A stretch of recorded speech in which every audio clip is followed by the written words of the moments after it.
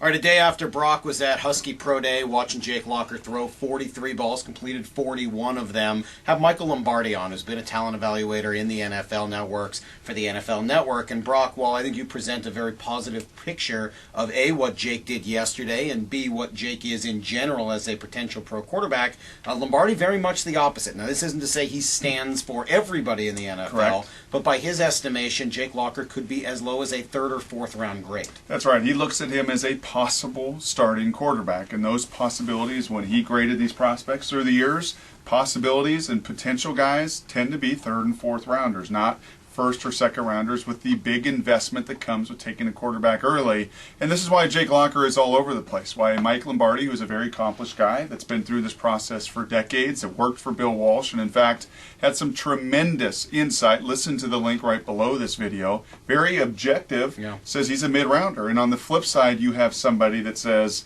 a Tom McShay, a Mel Kiper, that thinks he's a mid to late first round prospect. It's very volatile. It's all over the place. I just want to counterpoint a few of Lombardi's comments. I don't think they changed their system because of inefficiencies in Jake's game. I think there were other components to that. I do think Jake has a high ceiling.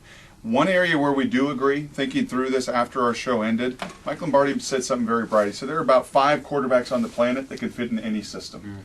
And I think that's true. I think the majority of the guys have weaknesses and deficiencies that you work around. Jake Locker certainly does. So he's not going to fit in every system. What system does he fit in?